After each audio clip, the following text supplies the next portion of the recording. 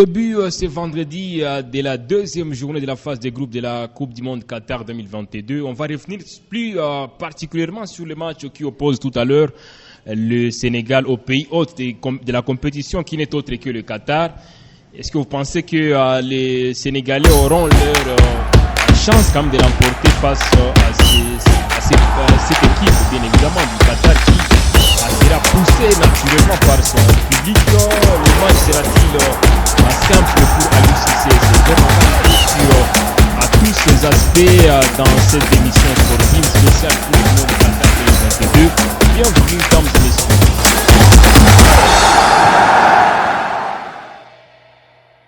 Une fois de plus, c'est avec honneur et fierté que nous recevons sur ce plateau Jacques Kianga. Bonjour Jacques.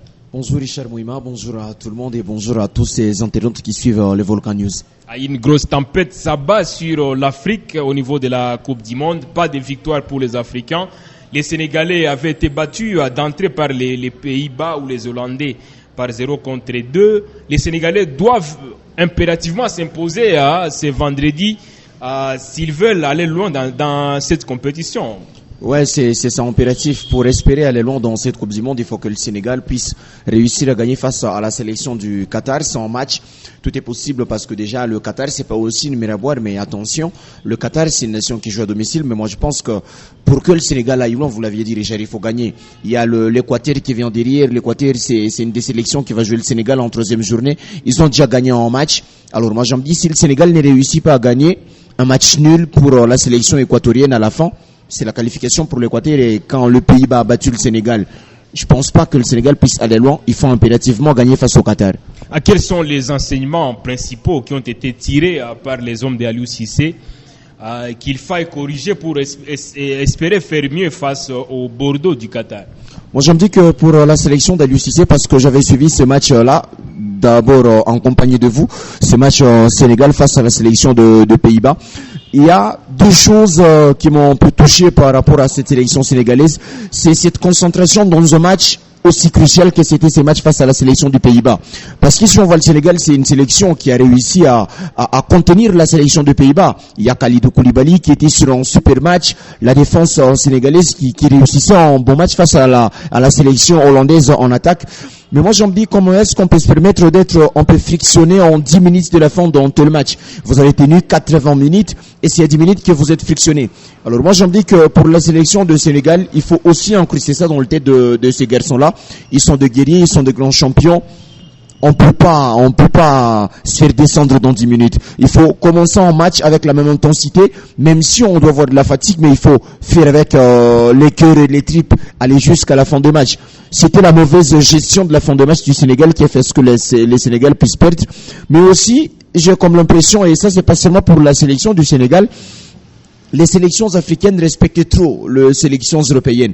Parce que quand vous voyez un match, c'est comme si ils sont en train de venir tous dans les têtes en se disant, en match nul, ça nous arrange. Au lieu d'aller jouer en match à fond, on s'est dit que un match nul, ça nous arrange. On l'a vu face à la sélection de Croatie, le Maroc. C'était aussi dans ce même contexte, même si se sont réveillés un peu tardivement. Il y a la sélection du Ghana que j'ai suivi aussi hier. Quand le Ghana a voulu aller devant, le Ghana a marqué des buts.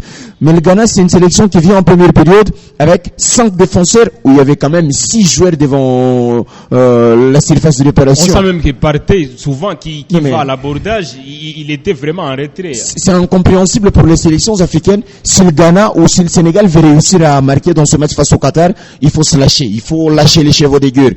Mais même quand on se lâche, il faut aussi savoir compenser. Alors là, ça va demander de la cohérence, de la solidarité dans le pressing, le dédoublement. Il faudra aussi se dépasser dans le fonction. Il faut aussi réussir à venir compenser quand on est sorti. Il ne faut pas seulement se lâcher avant et laisser derrière la boutique ouverte. Il faut revenir quand il le faut, aller à l'abordage quand il le faut. Si le Sénégal réussit à aller offensivement, ils ont des atouts. Ismaïla Sarr a fait un super match face à la sélection de Pays-Bas. Crépin Diatta, il était aussi bon. Peut-être qu'aujourd'hui, on peut commencer encore avec Boulaïdia, mais Bamba Dieng, il était aussi bon quand il était rentré. Si le Sénégal réussit à user de ses atouts offensifs, ils vont réussir à gagner peut-être face au Qatar, ou ils vont réussir à marquer des buts. Mais s'il reste encore défensivement, c'est difficile pour les sélections africaines et pour le Sénégal en particulier. Vous avez parlé de la gestion du match, surtout vers la fin. Les Sénégalais avaient craqué face aux Hollandais, qui étaient très tranchants, très réalistes, si pas chirurgicaux. Mais quand si la gestion des fins des matchs était beaucoup plus accolée sur les Sénégalais, à côté qatarien, c'est la gestion des débuts des matchs. C'est pas apparemment l'inverse. C'est ça battu à 0-2 par une équipe d'Équateur qui avait réussi quand même son coup dès l'entame. C'est là que moi j'aime dire que c'était aussi une crise pour le Qatar. Je peux aussi expliquer ça comme ça. C'était peut-être une crise de confiance parce que c'est la première fois c'est que pas une pression. Voilà. Aussi ça, la première fois que le Qatar entre en Coupe du Monde, il faut s'acclimater, il faut peut-être tout ça. Et quand vous avez une équipe de l'Équateur qui est presque en habitué de ces grandes compétitions, il y a Nerva Valencia qui réussit toujours à marquer dans ce genre de compétition pour le Qatar. Il a réussi à piquer par 2 fois cette élection équatorienne. Et là, moi, j'aime dire que le Qatar avait loupé son entrée en Coupe du Monde, mais ils ont repris confiance. On l'a vu cette seconde période de la sélection du Qatar. Est-ce qu'ils peuvent pas s'appuyer sur cette seconde période pour faire du mal à l'équipe du Sénégal? En plus, ils sont à domicile, ils ont tout le public qui sera acquis à leur cause. Moi, j'aime dire que ce soir, c'est un match aussi piège.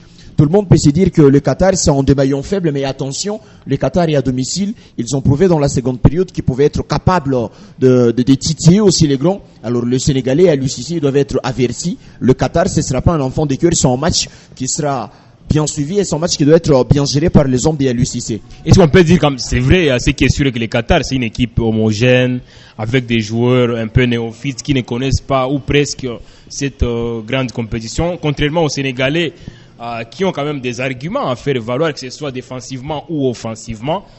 Quelle est la clé pour ces matchs-là? Faut-il déjà aller à l'abordage dès l'entame, essayer un peu de tuer complètement les espoirs des Qatariens dès l'entame de ces matchs? Moi, je pense que la clé, ce serait déjà de ne pas prendre le Qatar comme une sélection homogène. C'est sûr, c'est ça. On peut bien se le dire, mais en Coupe du Monde, il n'y a pas de sélection homogène. On l'a vu, l'Arabie Saoudite, la preuve a fait chuter la sélection argentine. Si on demandait les clés, moi, j'aime dire qu'il faut d'abord prendre au sérieux cette sélection du Qatar. C'est sûr, c'est la concrètement, édition. sur le terrain, qu'est-ce qu'il faut faire? Il faut marquer dès l'entame, il faut être un peu patient pour essayer un peu de trouver le but. Moi, j'aime Parce dire qu'on a vu comme les Équatoriens, ils étaient dans leur match, dès l'entame, ils trouvent déjà un but et puis les Qatariens étaient couilles. Moi, j'aime dire que sur le terrain, il faut juste bien gérer son match, du début à la fin. Pas seulement dire que quand on doit marquer, il faut d'abord jouer un beau football. Moi, j'aime dire que le Sénégal doit jouer un beau football. Et ça doit être au niveau offensif, être lucide. Face aux Pays-Bas, on peut pas dire que c'est un match où on va tout jeter pour la sélection sénégalaise. Concrètement, qu'est-ce qu'il faut faire? Il faut avoir de la lucidité. Faut-il appuyer sur l'accélérateur de l'entame, chercher un but? Faut-il mettre en place un bloc médian, certainement pour être un peu vigilant défensivement et un peu se projeter vers l'avant offensivement? Qu'est-ce qu'il faut faire exactement si vous étiez à la place de Aliou Cissé? Si je suis à la place de Aliou Cissé, j'aime dire, il faut être juste et lucide. C'est tout ce qui a manqué au Sénégal face aux Pays-Bas. Ils avaient 2-3 occasions. Dans la Coupe du Monde, on n'en a pas 10. Quand vous avez 2, mettez-les au fond et gérez votre match. Il faut être lucide offensivement.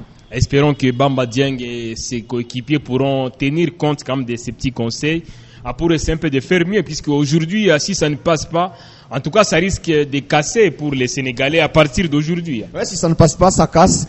Et là, il faudra que le Sénégal puisse s'y tenir. Le Sénégal, c'est une des sélections sur lesquelles moi-même je mettais beaucoup plus mes pièces pour l'Afrique, mais ça commence à se corser pour le Sénégal et je commence à devenir beaucoup plus sceptique sur le Sénégal, mais ils peuvent changer cette donne. Il suffit de gagner face au Qatar et rêver encore plus face à l'Équateur. Ça peut peut-être passer, pourquoi pas.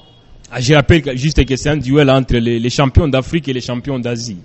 Ouais, c'est ça. Le Qatar est champion d'Asie. Le Qatar est champion d'Asie. Il faut faire quand même attention. Le Qatar est champion d'Asie, le Sénégal champion d'Asie. D'ailleurs, il y a Hervé Renard qui a dit, c'est vrai, il y a beaucoup de critiques sur la sélection du Qatar, mais il faut faire attention. Il a quand même insisté sur cette histoire-là. Alors bien sûr, quand le Qatar est reconnu par un des grands qui se nomme Hervé Renard, moi j'aime dire que c'est une des sélections à prendre au sérieux. C'est ça que j'ai évoqué, Richard. Peut-être il y avait aussi cette pression d'organiser le mondial la première fois qu'on joue et on peut être déstabilisé dans les têtes et on se fait profiter pendant qu'on revient. C'est difficile parce que déjà il y a une avance de 2 buts pris par l'Équateur, mais aujourd'hui ça va commencer sur du 50-50. Le Sénégal devrait faire beaucoup plus attention. En cas, on ne le souhaite pas, en cas de contre-performance du Sénégal, est-ce que vous pensez que cela pourrait décourager d'autres représentants africains? Ça peut avoir un petit impact? Ouais, ça peut avoir ou ça peut pas avoir, mais beaucoup plus. Moi, j'en dis ça peut pas avoir. Chacun est allé là avec ses ambitions. c'est pas le Sénégal qui joue pour toutes les sélections africaines, mais pour l'Afrique, moi j'en dis qu'ils doivent seulement changer cette appréhension, ne pas venir pour défendre face aux adversaires au mondial. Cessez d'être complexé. Cessez d'être complexé, bien sûr, on peut le dire comme ça. Et on espère que vous n'avez pas été complexé dans cette émission. On est à la fin de l'émission. Merci beaucoup, Jacques. Merci Richard Mouima, merci encore de l'invitation, merci à les Volcan News et merci à tous ces internautes qui ne cessent de suivre ces émissions sur les Volcan News. Une chose est sûre, les Volcan News n'est pas complexé. On pourra se retrouver très prochainement pour décortiquer, en tout cas, d'autres faits d'actualité pour la Coupe du Monde Qatar 2022. C'est la fête. Espérons qu'elle ne sera pas un deuil pour les Africains. Puisque pour l'instant, les signaux ne sont pas très positifs pour les continents africains. Merci beaucoup et à très bientôt.